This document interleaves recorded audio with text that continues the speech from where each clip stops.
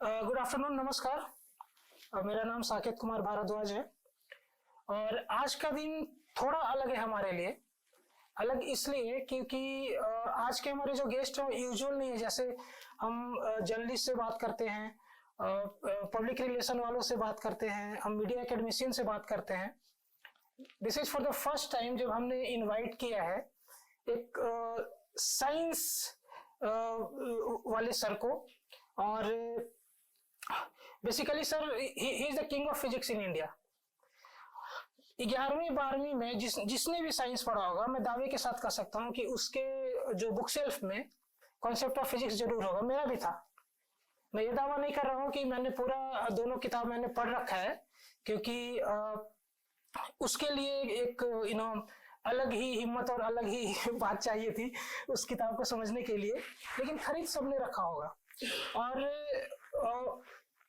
I am among all those who always love Professor H.C. Verma sir, but उनके किताब को unable to solve his book. So मैं भी उन्हीं में से एक रहा हूँ।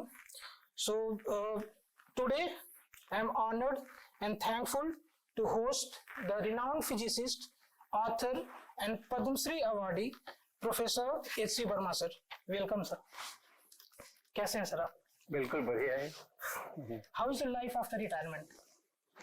और भी सुंदर हो गई है। क्या मिस कर रहे हैं सर रिटायरमेंट? मिस कुछ भी नहीं कर रहे जी। मिस कुछ भी नहीं कर रहे, गेन कर रहे केवल जी। जो अब अपनी इच्छा से सारे काम करने हैं ना, तो इसलिए ज्यादा आनंद है जी, ज्यादा खुशी है जी। दरभंगा में एक शिक्षक का बेटा वहां से पटना पहुंचता है, पटना साइंस कॉलेज से कानपुर। ये जर्नी कितनी इंटरेस्टिंग रही और कितनी स्ट्रगलिंग रही सर? नहीं, वो इंटरेस्टिंग तो बहुत रही जी, स्ट्रगलिंग बिल्कुल भी नहीं रही। लेकिन आज जो परिभाषाएं हैं उसके अनुसार बहुत ही स्ट्रगलिंग भी रही। लेकिन मेरे लिए वो स्ट्रगलिंग नहीं रही, क्योंकि दरभंगा समस्तीपुर से पटना आने के बीच में तो कुछ हुआ ही नहीं।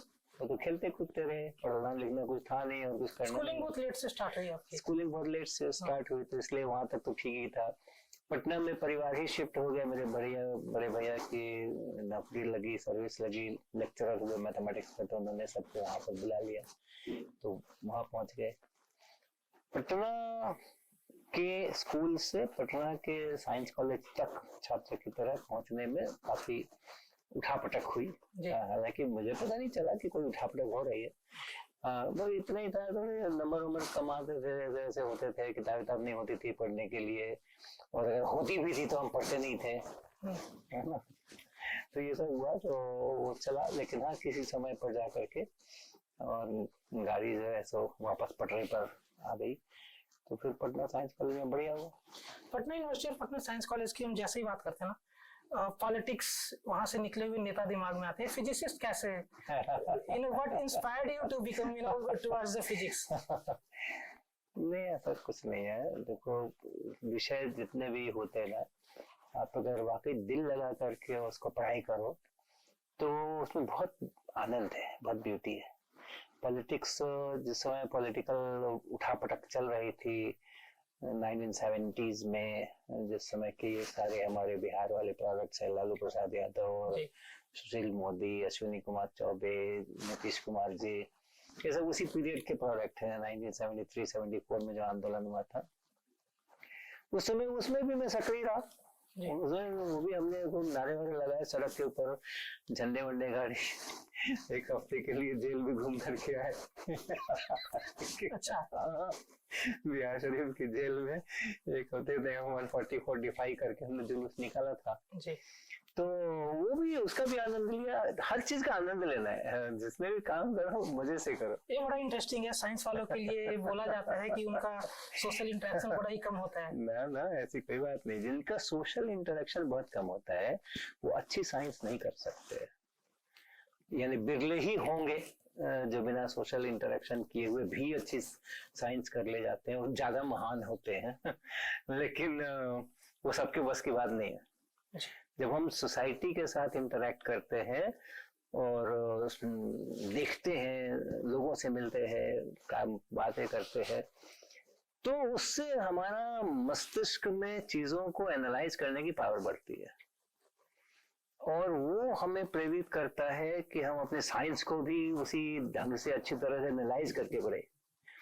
और कोई भी चीज वैक्यूम से नहीं निकलती है, जो कल्चरल बैकग्राउंड होता है वहां का, कोई पेंटर ले लो, कोई ऑथर ले लो, कोई पोएट ले लो, कोई साहित्यकार ले लो, कोई पॉलिटिकल लीडर ले लो, तो जो भी कोई करते हैं काम, वैक्यूम में बैठ करके अकेले बैठ के कोई नहीं करता है। और मुझे पता नहीं हमारे ऋषि मुनि लोग कंदराओं में अकेले बैठ कर तपस्या करके क्या क्या ज्ञान प्राप्त करते थे, पता नहीं मुझे, लेकिन अमूमन जो आज की तारीख में हम समझते हैं कि कोई भी व्यक्ति अपने गुणों का विकास सोसाइटी से कट के नहीं कर सकता। एक कमरे में बंद कर लोगे तो उसके गुणों का विकास नहीं होगा। तो जितना हम जिस सोसाइटी में जितना ज्यादा अंदर तक घुस करके काम करेंगे, लोगों के साथ मिलेंगे जुलेंगे, उनकी समस्याओं के साथ जूझेंगे, सारी जिंदगी जिएंगे जैसे सब जीते हैं, तो हम साइंस ज्यादा बेहतर कर सकते हैं। ऋषि मुनि से मुझे एक बात याद आ रहा है। कल मैं आपका वेबसाइट विजिट कर रहा था। अच्छा। उसमें एक कॉल है जो सूर्य से रिलेटेड जितने भी भजन हैं आप उसको संग्रहित कर रहे हैं शायद। इसका क्या मामला है? नहीं, इसका मामला ऐसा है, उसमें कोविड का समय था और हर तरफ जो है एक थोड़ा सा फ्रस्ट्रेशन, थोड़ा डिप्रेशन, थोड़ा निराशा का भाव ऐसा व्याप्त था। तो उस समय एक मेरे को अपनी तरफ से लगा कि मेरा कंट्रीब्यूशन हो सकता है अगर हम लोगों को उधर से हट करके और उनको एक रचनात्मक कार्य के लिए प्रेरित करें। तो हमने उस समय में, वो छठ का समय आ रहा था, तो हमने उस समय में एक फ्लोट किया कि भाई वो सूर्य की पूजा का वक्त आ रहा है, तो जो सूर्य से संबंधित भजन अगर किन्हीं के पास है और वो गाते हो तो वो रिकॉर्ड करके हमें वेबसाइट के ऊपर भेज दे।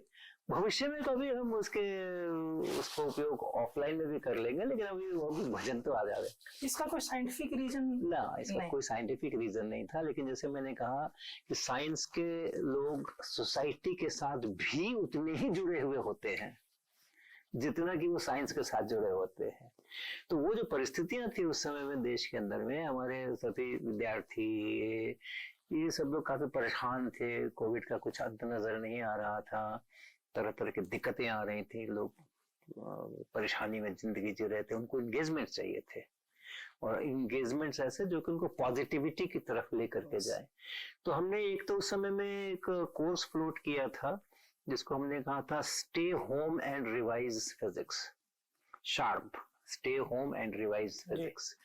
तो उसके अंतर्गत हमने बहुत सारे एक्सपेरिमेंट्स जो कि किए जा सकते थे, पहले के मेरे किए हुए भी थे, उनके कुछ वीडियोस भी थे। तो लगभग एक 30 दिन के करीब का वो चला था। हर एक एपिसोड पर 35-40 मिनट का 30 मिनट का एपिसोड होता था और वो उसमें बिल्कुल बेसिक, जिसमें क्लास 6 के बच्चे जो हमारे हैं वो भी सीख सकते, क्लास 12 के बच्चे भी सीख सकते हैं, इवन बैचलर्स के बच्चे भी सीख सकते हैं। तो जो एक्सपेरिमेंट है वो तो हर कोई देख सकता था कि क्या हुआ, कैसे हुआ, और उसका आनंद तस्वीर को मिल सकता था, चाहे किसी भी, कितना भी छोटा हो कितना भी बड़ा हो।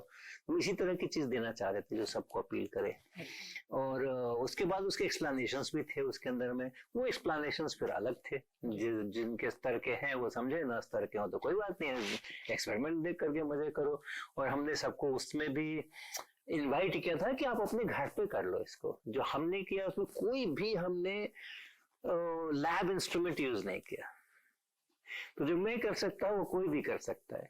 तो कोविड के समय में बहुत सारे लोगों ने उस कोर्स का बहुत लाभ उठाया और खुद से अपने घर के सामानों से जोड़ जाड़ करके, तो इस तरह के पॉजिटिव रास्ते खोलना वो अपनी जिम्मेदारी नजर आ रही थी। उसी के क्रम में ये छठ पूजा के समय में सूर्य भजन का भी एक था। एक मैंने हिंदी लिटरेचर के ऊपर उसी समय में शुरू किया था। ये क्या था? हाँ उसमें हमने, जो मेरे क्लोज ग्रुप के लोग थे, जो हमारे कार्यकर्ता जिसको हम कह सकते हैं, वो लोग भी उसी दौर से गुजर रहे थे। तो उनके लिए सब बगल बगल में रहने वाले थे, 100 मीटर पे, कोई 50 मीटर पे, कोई 200 मीटर पे, कोई 500 मीटर पर हमारा जो ग्रुप है वहाँ लोकल। तो उनके लिए भी ऑनलाइन नहीं करना पड़ता था, उनको भी ऑफलाइन नहीं कर सकते थे ना उस समय। तो उनको भी बाहर निकालना था उन परिस्थितियों से, तो उनके लिए हम लोगों ने हिंदी में व्याकरण और ये इन चीजों को लेकर के, और शुद्ध हिंदी कैसे बोलें, शुद्ध हिंदी कैसे लिखें, इसके ऊपर भी एक ऑनलाइन हमने प्रोग्राम्स किए थे। सर जैसे आपने बोला कि जो साइंस वाले हैं उनको सोसाइटी के साथ जुड़ना ही पड़ेगा, हाँ, ऐसा दिखता बड़ा कम है। जो बेसिकली साइंस रिपोर्टिंग या साइंस कम्युनिकेशन का हाल खासकर हमारे देश में जो है बड़ा बुरा है सर। यहाँ पे सारे मीडिया और कम्युनिकेशन के स्टूडेंट्स बैठे हुए हैं जी। No what will be your tips for them कि साइंस रिपोर्टिंग से साइंस का डिफ्यूजन बड़ा इजी हो जाता है पब्लिक इंटरेस्ट में। तो एज ए जर्नलिस्ट बनेंगे जो इसमें से साइंस रिपोर्टर भी बनेंगे, इसमें से टेक्नोलॉजिकल रिपोर्टर बनेंगे, इनके लिए सर आपका क्या कहना है? मैं नहीं जानता हूँ, क्योंकि मैंने जर्नलिज्म का मेरा कोई अनुभव नहीं है, और इसलिए मैं कोई टिप्स तो इनको दे ही नहीं सकता हूँ। टिप्स तो आप ही देंगे। लेकिन हाँ, आपका जो कहना है ना, उसमें से तो एक दूसरी बात निकल करके आ रही है कि सचमुच जो साइंस, जो सोसाइटी के साथ नहीं जुड़े होते हैं और साइंस करते हैं, वो साइंस के साथ भी नहीं जुड़ पाते। वो जो साइंस करते हैं वो कोई दूसरा ही साइंस है, वो कुछ दूसरा ही साइंस करते हैं। वो सही साइंस जो है ना, वो सोसाइटी के साथ मिलकर ही किया जा सकता है। और अगर हमारे देश के अंदर में वो उस तरह से लोग नहीं मिल रहे हैं, तो फिर वो साइंस भी अच्छी नहीं हो रही है। अच्छी साइंस होने के लिए वो करना ही पड़ेगा। अब रिपोर्टर तो भाई उसी को रिपोर्ट करेगा ना जो हो रहा है। जो हो ही रहा है नहीं हो रहा है, उसको कैसे रिपोर्ट करेगा? तो इसलिए वो तो जिम्मेदारी बल्कि साइंस के लोगों की होती है कि वो सोसाइटी के लिए लेकर के होते हैं। जयंत विष्णु नार्लिकर इतने बड़े साइंटिस्ट, आयु का पूना के अंदर में इंटरनेशनली उन्होंने बहुत उनकी रेपुटेशन है। तो लेकिन उनका देखो आप, सोशल इंटरफेस इतना स्ट्रांग है। वो बच्चों के लिए कहानियां लिखते हैं, बच्चों के लिए पॉपुलर बुक्स लिखते हैं, पतली पतली किताबें लिखते हैं। तो वो सोसाइटल इंटरफेस होना इसके लिए, साइंटिस्ट के लिए बहुत नेचुरल है। और अगर नहीं है तो नेचुरल से हट करके अगर करोगे तो साइंस भी नहीं है। सर हमारे यहाँ साइंस के नाम पर बस फिक्शन से है, फिक्शन राइटिंग है, वो बहुत अच्छी चीज है, वो भी होनी चाहिए बहुत। बट ये जो रियल साइंस है उसका टेक्निकल लैंग्वेज कभी कभी बैरियर बन जाता है, एक आम आदमी को समझ में नहीं आता। वो मेरी क्षमता पर निर्भर करता है। अभी आज सुबह मैंने रमन स्कैटरिंग में क्या होता है, रमन साहब का एक्सपेरिमेंट क्या था, उनके फाइंडिंग्स क्या थे, वो हमने सुबह किया है। यहाँ पे आप थे, मैं वहां पे। तो वो ट्यून कैसे करना है अपनी ऑडियंस के अनुसार। अगर यही ऑडियंस कोई दूसरी रही होती जो कि इन चीजों से वाकिफ होती, तो फिर हम कुछ और ही बातें करते। लेकिन हमारे सामने अगर क्लास 11-12 के स्टूडेंट्स भी बैठे हैं, बैचलर्स के भी स्टूडेंट्स बैठे हैं, तो उसको ट्यून करना है अपने को। और अगर हम उसको उसकी भाषा में वो साइंस का मर्म नहीं सिखा सके, समझा सके, तो मेरा अपने रिसर्च के ऊपर थोड़ा अधिकार कम।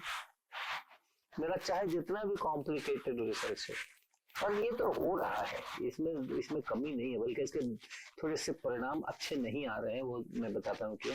लेकिन ये हो रहा है। जितने अच्छे साइंटिस्ट हैं भारत में और भारत के बाहर, वो सब लोग अपने रिसर्च को, जो कि बहुत हाई लेवल का है, बहुत कॉम्प्लेक्स है, उन्होंने खुद बहुत मुश्किल से उसको किया है, लेकिन वो स्टूडेंट्स के लिए और तो बच्चों के लिए और जो कम साइंस पढ़े हैं उनके लिए उसको रीमॉडल करके उसका जो मेन जिस्ट है वो ला रहे हैं, सामने लाते ही हैं। खूब बहुत सारे रिसर्च हो रहा है कि हम, चूंकि वो इंटरनेट के थ्रू सबको सब कुछ अवेलेबल है, तो जो पॉपुलर वर्जन है जो उन्होंने लाया है, हमारे बहुत सारे जो स्कूल के स्टूडेंट्स हैं उस पॉपुलर वर्जन को ही कंप्लीट साइंस और कंप्लीट रिसर्च मान ले रहे हैं जी। और फिर वो उनके अंदर में लूपहोल निकाल करके और अपने रिसर्च पेपर्स और ये और बनाने की कोशिश कर रहे हैं। और उनके उत्साह को भी हम मना नहीं कर सकते, और उनको हम इस गलत परसेप्शन से बताने की भी कोशिश करना है कि नहीं भैया, पहले आपको अगर उसको वाकई उसके अंदर जाके रिसर्च करना है तो उसके लिए ये नहीं लिखा गया है। ये उनके लिए लिखा गया है जो कि थोड़ा समझे, थोड़ा जाने कि अच्छा ऐसी भी कोई चीज होती है। लेकिन उसमें रिसर्च करना है तो फिर उसके लिए जो प्रॉपर ट्रेनिंग है, प्रॉपर मैथमेटिक्स है, प्रॉपर तैयारी है, प्रॉपर प्री रिक्विजिट्स हैं, वो करें, पता करें कि एक्चुअली रिसर्च में हो क्या रहा है। ये हमारे मुझे बहुत मेल आते हैं इस तरीके के, जगह जगह छोटे छोटे बच्चे लिखते, 10वीं क्लास के बच्चे लिखते, 9वीं क्लास के बच्चे लिखते, 11वीं के तो बहुत सारे लिखते हैं कि हमने ये फास्ट ब्रेकिंग रिसर्च किया है, देखो फलाने कितने बड़े साइंटिस्ट है, उन्होंने ऐसा ऐसा लिखा है, लेकिन उसमें ये प्रॉब्लम्स हैं और ये हैं और वो हैं, सारे अनसॉल्व प्रॉब्लम मेरी थ्योरी से। तो वो जो एक परसेप्शन है वो भी आता है। बट नेवरथलेस मुझ में तो ये क्षमता जरूर होनी चाहिए कि मैं अपना रिसर्च आपको समझा सकूं, भले ही आप साइंस पढ़े हो या ना पढ़े। जी। और सर इसी जो लैंग्वेज बैरियर की मैं बात कर रहा हूँ ना, अगर लोगों को सही चीजें समझ में नहीं आती या सही तथ्य नहीं पहुंच पाते तो वहाँ पे र्यूमर का जन्म होता है। जैसे इस तरीके की चीजें आती हैं कि नासा ने रिकॉर्ड कर लिया कि ब्रह्मांड का साउंड ओम आता है, तो इस तरीके के र्यूमर्स बड़े उड़ जाते हैं और लोग उनको कंज्यूम भी कर लेते हैं। उसमें लैंग्वेज का बैरियर नहीं है, उसमें लैंग्वेज का बैरियर नहीं है, वो तो आपकी आस्था सत्य के प्रति कितनी है। आप अगर मेरी कोई खास एक मेरा एजेंडा है, कोई खास मेरी एक आइडियोलॉजी है और मैं उसी को प्रमोट करना चाहता हूँ और उसके बाद फिर मैं साइंस का सहारा ले रहा हूँ, जो सारी पब्लिक है उसको तो पता नहीं है, तो वैसी हालत में अगर हमारे पास वो है, मैकेनिज्म है कि हम इसको स्प्रेड कर सकते हैं, और आजकल तो हो गया मैकेनिज्म, बहुत आसानी से हो गया है। आपको थोड़ा बहुत प्रयास करना है, अपने अपने चैनल को, अपने इसको पॉपुलर बनाना है, और उसके बाद आपके लाखों मिलियंस फॉलोवर्स हो जाएं, उसके बाद जो मर्जी हो वो फैलाओ। तो अपने एजेंडा को चलाने के लिए साइंस का दुरुपयोग करना, प्रॉब्लम वहां पर है। और अगर मेरा ऐसा एजेंडा है तो मैं करूंगा, तो उसमें और कोई ऐसा नहीं है कि टेक्निकली कुछ गड़बड़ हो रही है, इसके कारण से ये हो रहा है, या कहीं पे कोई कमजोर है इसके कारण से वो, ऐसी बात नहीं है। बट वो तो ठीक है, र्यूमर्स तो अपने अपने एजेंडा होते हैं लोगों के। सर आप टेलीविजन या न्यू मीडिया के साथ कितना टाइम गुजारते हैं या फिर नहीं गुजारते? मुझे वक्त मिलता कम है जी। लेकिन ऐसा नहीं गुजारने वाली कोई बात नहीं है। मैं जरूर टीवी वगैरह देखने की कोशिश में रहता हूँ, जहाँ कहीं पर भी वक्त मिलता है तो मैं। आपके सब्जेक्ट से तो बिल्कुल भी ये सवाल नहीं है। ऐसा सर बोला जाता है कि आज का आपने तो बहुत लंबा समय देखा है, और जब आपने स्टार्ट किया होगा न्यूज़पेपर से, उस समय होता था, अभी तो टेलीविजन और न्यू मीडिया का दौर है, मीडिया की क्रेडिबिलिटी कहीं ना कहीं बहुत निचले स्तर तक पहुंची है सर अभी के दौर में।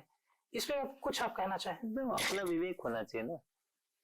दुनिया में तो शराब भी पड़ी हुई है, तो दुनिया में अमृत भी पड़ा हुआ है। अपना विवेक होना चाहिए। अपना विवेक अगर नहीं होगा तो फंसेंगे। दूसरे का दोष क्या देना है? आज मीडिया रिपोर्ट कर रही है, न्यूज़पेपर्स रिपोर्ट कर रहे हैं, तरह तरह के चैनल्स हैं, इंटरनेट के ऊपर बहुत सारे समाचार के चैनल्स अलग अलग बने हुए हैं, सब कुछ है। तो एक जागरूक व्यक्ति होने के नाते मुझे पता है क्या वो सारा फुल स्पेक्ट्रम है, पूरा रेनबो, रेड से लेकर के ब्लू तक सब कुछ है। मेरे को कहाँ अपने को पिच करना है, हमें देखना। अब ये देख लो ना, ये कोचिंग इंस्टीट्यूट्स हैं, ये ट्यूशन सेंटर्स हैं, ये हमारे स्कूल्स हैं, ये कॉलेजेस हैं जी, ठीक है। अब ये अपने विवेक की बात है ना कि मुझे क्या वहां से ग्रहण करना है और क्या नहीं ग्रहण करना है। अगर कोई मुझे कह रहा है कि मैं आपको एग्जाम पास कराऊंगा, आपको पढ़ाऊंगा नहीं, राइट, घोषित एजेंडा जो है हमारे कोचिंग इंस्टीट्यूट्स का, जिसको वो लोग बहुत ईमानदारी पूर्वक कहते हैं, और जो कहते हैं वो करते भी हैं। वो कहते हैं कि हम आपको पढ़ाने के लिए तो नहीं बैठे हैं, आपको इम्तिहान पास कराएंगे, हम जेईई का इम्तिहान पास कराएंगे, नीट के लिए प्रिपरेशन कराएंगे, पास करना नहीं करना आपकी किस्मत है, लेकिन हम उसके लिए तैयारी करवाएंगे, पढ़ाने के लिए नहीं तैयारी कराएंगे वो जी। अब अगर मेरे पास विवेक नहीं है, जाऊंगा वहां पे, मेरे पास विवेक है तब भी जाऊंगा, लेकिन इस निरक्षर क्षमता के साथ जाऊंगा कि मुझे वहां से क्या लेना है वो मैं जानता हूँ और क्या नहीं लेना है वो मैं जानता हूँ। और वो अगर विवेक नहीं होगा तो फंसेंगे तो कोटा में आत्महत्याएं होंगी। और कोटाई में नहीं, जब जेई में सिलेक्शन होकर के आईआईटी में पहुंचेंगे उसके बाद भी साइकियाट्रिस्ट के यहाँ दौड़ते रहेंगे। आपको पता है ना, आईआईटी कानपुर के मेडिकल पैनल पे 2 परमानेंट साइकियाट्रिस्ट होते हैं। ओके। परमानेंटली मेडिकल पैनल में 2 कानपुर के मशहूर, ऐसा नहीं कि ऐसे वैसे को, तो सबसे मशहूर 2 साइकियाट्रिस्ट हैं, वो हमारे आईआईटी कानपुर के पैनल पे रहते हैं। और हमेशा आईआईटी कानपुर उनको बहुत सारा काम देती रहती है, हमेशा बिजी रखती है। क्यों? हमारे स्टूडेंट्स इतना वहां मेंटली डिप्रेस्ड होते हैं। क्यों? इसलिए नहीं कि आईआईटी की पढ़ाई कोई मुश्किल पढ़ाई है, इसलिए कि उन्होंने अपने स्कूल के टाइम में पढ़ाई नहीं है और जेई का इम्तिहान पास कर लिया है। अनफॉर्चुनेटली अगर न पास किए होते तो उनकी जिंदगी अच्छी चलती।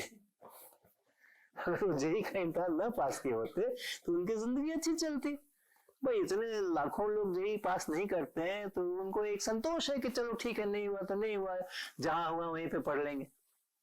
लेकिन आकर के आईआईटी के अंदर में एडमिशन हो करके जब वो नहीं कर पाते हैं, उनको शौक लगता है, तो उस शौक से उभरना बहुत मुश्किल हो जाता है। इसीलिए मेंटल डिप्रेशन होते हैं। तो आईआईटी के अंदर में कभी कभी आप सुनते ही यहाँ का, जब कभी बीच बीच के अंदर में लोग आत्महत्या वगैरह करते रहते हैं जी। तो अपने को ये अपना विवेक होना चाहिए। देखो संसार के अंदर में पूरा स्पेक्ट्रम होगा, बहुत अच्छी अच्छी चीजें होंगी, बड़े अच्छे अच्छे सत्संग होंगे, बड़े अच्छे अच्छे प्रवचन होंगे, बड़ी अच्छी अच्छी आध्यात्मिक बातें होंगी, बहुत अच्छी अच्छी आर्ट परफॉर्म करने की बातें होंगी, बहुत सारी चीजें होंगी, नेचर के साथ जुड़ने की बातें होंगी, बहुत कुछ होगा। और दूसरी तरफ ड्रग्स भी होंगे, टोबैको भी होगा, सब कुछ होगा, पूरा स्पेक्ट्रम होगा। उसमें आप किसी को दोष नहीं देना, वो हमेशा रहेगा। अब मुझे इतनी क्षमता विकसित करनी है कि मैं कहाँ पे अपने को पिच कर रहा हूँ, कहाँ नहीं कर रहा हूँ, ये भी एक अपना पास होना चाहिए। सर सुबह से मैं जितना एक्साइटेड था आपसे मिलने के लिए, हमारे बच्चे भी थे, तो ज्यादा नहीं 1-2 सवाल हम इनसे लेंगे। बिल्कुल।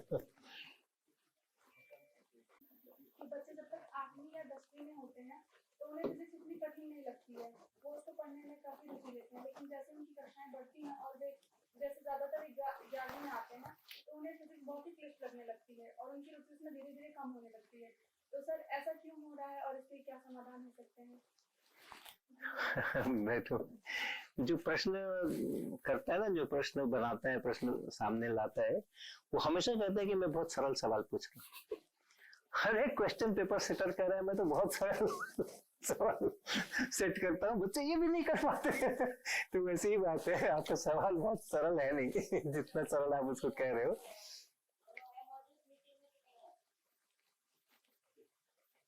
लेकिन आपका प्रश्न बहुत ही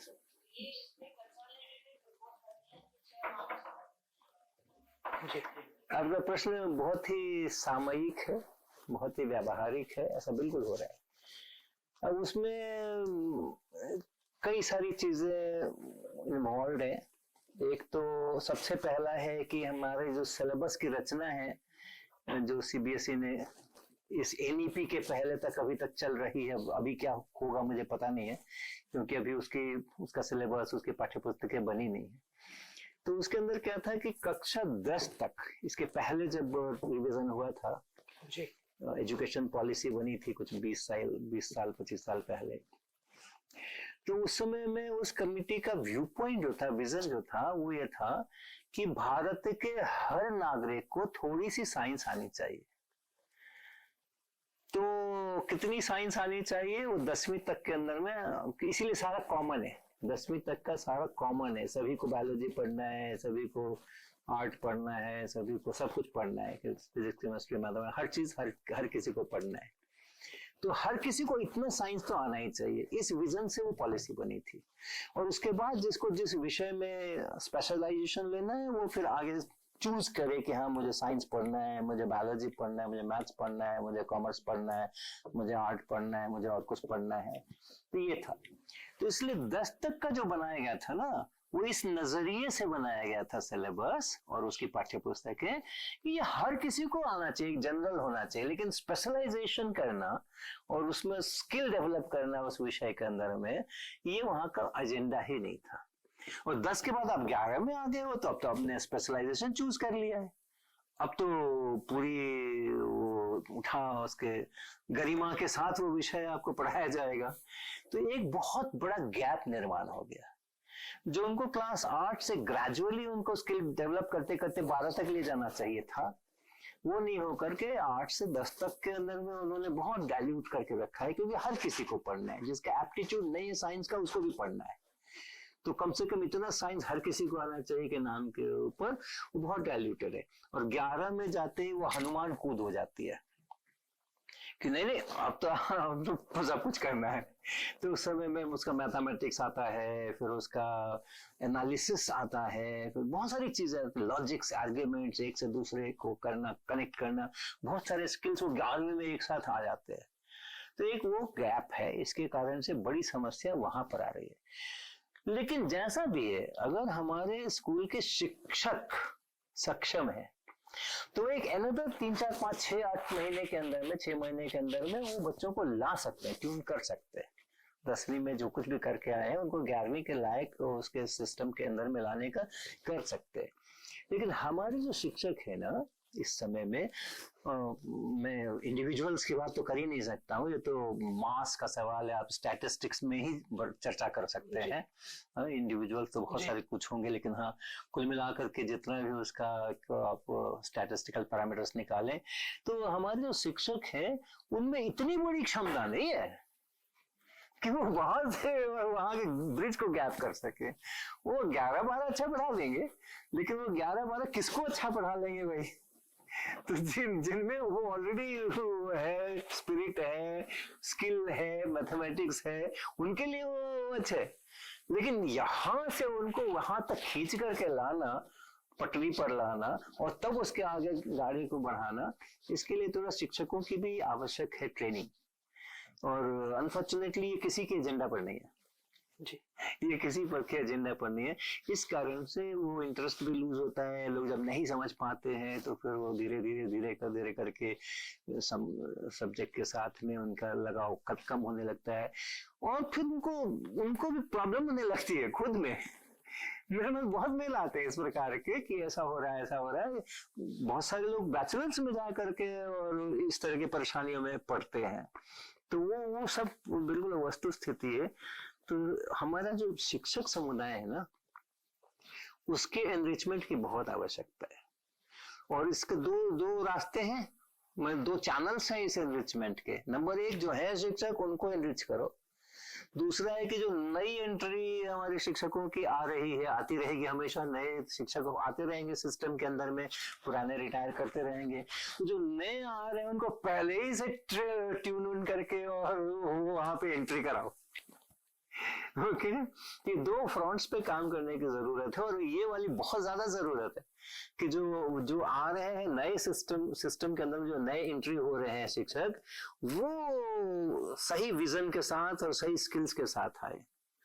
और इसीलिए मैं तो जब बैचलर्स और मास्टर्स के स्टूडेंट्स के साथ इंटरेक्ट करता हूँ तो बड़ी आशा भरी नजरों से उनकी तरफ देखता हूँ कि आप लोग शिक्षक बनना, आप में से लोग शिक्षक बनोगे चूज करके कि हाँ हमें शिक्षक ही बनना है, तो वो विजन डेवलप होगा, वो स्किल्स डेवलप होंगी और आप कंट्रीब्यूट कर पाओगे।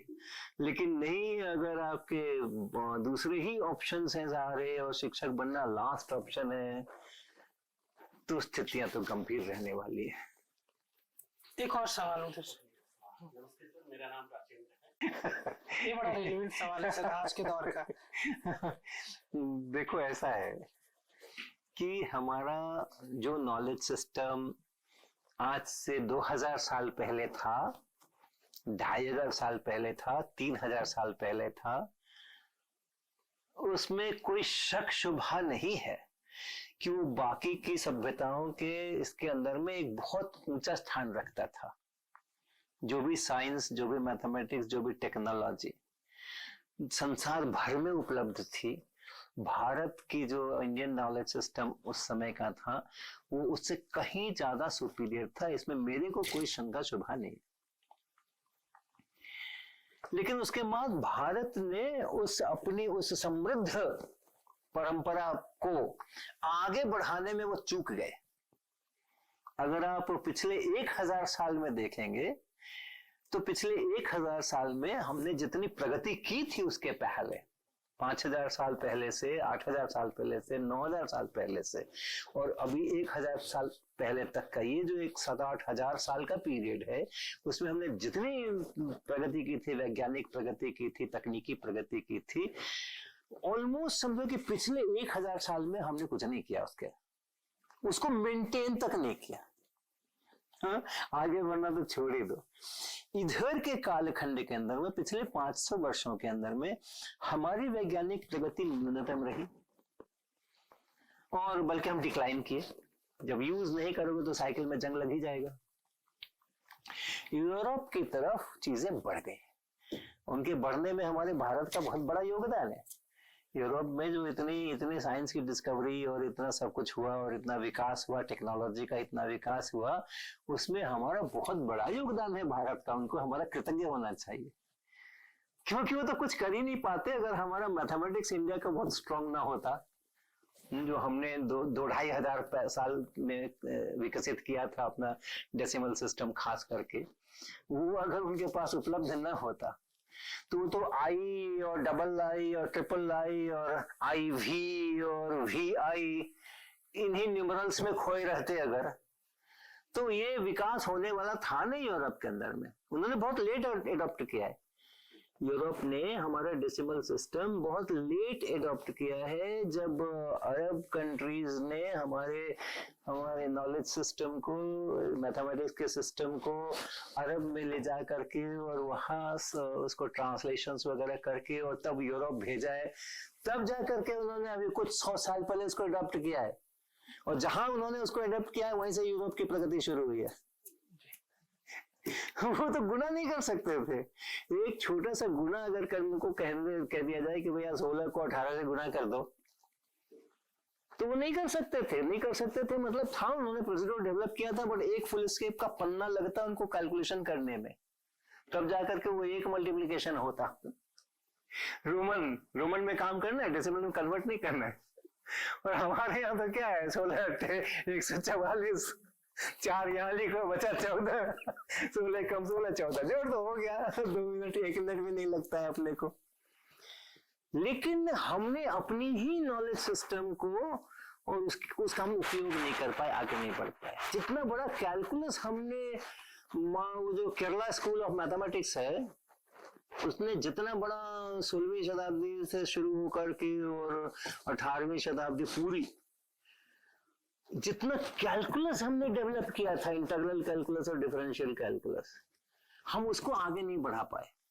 और न्यूटन को वो कष्ट देना पड़ा हमें, 200 साल के बाद लिबनीज और न्यूटन को हमें कष्ट देना पड़ा कि भैया तुम लोग कैलकुलस को फॉर्मली डेवलप करो, और उस कैलकुलस को हम लोग पढ़ रहे हैं, यूरोप इस्तेमाल कर रहे हैं। लेकिन जो इधर के 500 साल के अंदर में उन लोगों ने प्रगति की है, जो मॉडर्न साइंस जिसको हम कहते हैं, चाहे वो न्यूटन से शुरू होकर के या थोड़ा उसके न्यूटन से थोड़ा पहले से शुरू होकर के और अभी तक का हो रहा है, बहुत सुपीरियर है। कोई कहने की बात ही नहीं है, बहुत सुपीरियर है। वो होना ही चाहिए भाई, इवोल्यूशन है। 5000 साल पहले और अभी के अंदर में तो होगा ही ना। हमने नहीं किया तो नहीं किया, लेकिन वो है, तो तुलना करने की आवश्यकता नहीं है और अपना प्राइड खोने की भी आवश्यकता नहीं है। ट्रेडिशनल इंडियन नॉलेज सिस्टम के ऊपर हम जितना भी प्राइड करें कम है, जितना भी प्राइड करें हम कम है। लेकिन उसको इस परिप्रेक्ष्य में लेना कि आज के लोग क्या साइंस कर रहे हैं, वो तो सब हमने करके रखा हुआ है, ये बहुत ही गलत एटीट्यूड है। जैसे अभी मैं कह रहा था कि कुछ लोगों का एजेंडा होता है, कुछ लोगों का एजेंडा होता है, आइडियोलॉजी होती है, तो साइंस को उससे नहीं तोलने का है।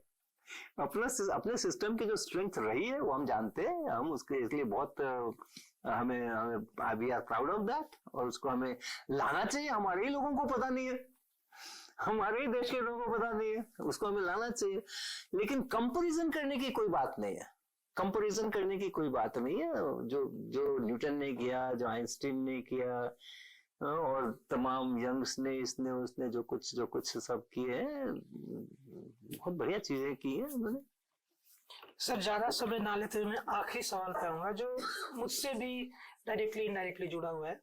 मुझसे मतलब हम जैसे जो यंग टीचर हैं, जो भी साल 2 साल 3 सालों से टीचिंग सर्विस में आए हैं, इतने सालों बाद भी तो आपका जो एनर्जी दिखता है अपने सब्जेक्ट को लेकर, बच्चों से जब आप इंटरेक्ट कर रहे होते हैं, एक पैशन को कैसे सर मेंटेन रखना है थ्रू आउट द इयर्स? देखो, आप जितना अपने सब्जेक्ट के अंदर घुसोगे ना, उतना आप ये पैशन को बढ़ाओगे, राइट? जितना आपको ये एक जीविका का साधन नजर आएगा, उतना आप उससे दूर हटोगे जी। तो ये जो जीविका के साथ में हमने जोड़ के रखा हुआ है ना अपने सब्जेक्ट को या अपने प्रोफेशन को, मान लो मैं टीचर हूँ, प्रोफेसर हूँ, तो मैंने अगर उसको जीविका के साथ में जोड़ कर रखा हुआ है, तो फिर मेरे में वो पैशन नहीं रहेगा। ये बहुत छोटा सा गोल हो गया, संकुचित गोल हो गया वो। लेकिन हम अपने सब्जेक्ट की, वो तो बाई प्रोडक्ट है, वो प्रोफेशन अपना। देखो, रहने खाने के लिए जितना पैसे चाहिए होते हैं ना, जितनी सुविधाएं चाहिए होती है, वो किसी भी पढ़े लिखे लोग को मिल ही जाएगी। अगर आपका दिमाग बढ़िया चल रहा है तो आप कर लोगे, उसकी चिंता छोड़ करके अपने सब्जेक्ट की जो स्ट्रेंथ है, अपने सब्जेक्ट की जो ब्यूटी है, उसके साथ आप अपने को एकाकार करेंगे तो वो पैशन आएगा। और शिक्षक के लिए तो ये और भी ज्यादा है ना, क्योंकि शिक्षक को तो एक बड़ी बहुत भारी अपॉर्चुनिटी है कि उनके सामने में भगवान ने भेजा, यूनिवर्सिटी ने भेजा, इतने सारे स्टूडेंट्स भेजे तो कोई किसी की सुनता था आज के समय में? कभी लोग कविता लिख देते हैं तो श्रोता ढूंढते फिरते हैं, भाषण देने के लिए लोग खड़े होते हैं तो वो भीड़ जुटाई जाती है, किसी तरह से, भाई बहुत सारे लोग सुनने वाले किसी तरह से अरेंज करो। लेकिन हम स्वाभाविक रूप से, हमारे तो श्रोता हमारे सामने है, हर साल है, हर समय है, तो हमारे तो बहुत बड़ी अपॉर्चुनिटी है उनके साथ मिल करके, अपने विद्यार्थियों के साथ मिल करके। और अगर हम उनमें क्वालिटीज इनकलकेट करते हैं, उनमें स्किल इनकलकेट करते हैं, और उसमें हम अपनी खुशियां ढूंढते हैं जी, है ना, उसमें हम अपनी खुशियां ढूंढते हैं, तो वो पैशन बना रहेगा। तो मेरे साथ तो ये हो रहा है, मेरे जो स्टूडेंट्स हैं, मैं उनके अंदर में उनके साथ अपने को एकात्म करता हूँ और देखता हूँ कि जो सुख मुझे मिल रहा है अपने सब्जेक्ट में, वही सुख मैं अपने बच्चों को किस तरह से दिला सकता हूँ। सुख मिलना चाहिए, दुख नहीं मिलना चाहिए। मेरा सब्जेक्ट मुझे सुख देना चाहिए, मेरा सब्जेक्ट मुझे दुख नहीं देना चाहिए, और वो आप करें तो बढ़िया। Thank you so much sir, इतना टाइम देने के लिए। मुझे पता है लंच के बाद बैठना it's not very easy, but आपने फिर भी हमारा रिक्वेस्ट को एक्सेप्ट किया। धन्यवाद। थैंक यू सो मच हमारे डिपार्टमेंट में आने के लिए, हमारे बच्चों से मिलने के लिए, और थैंक यू सो मच।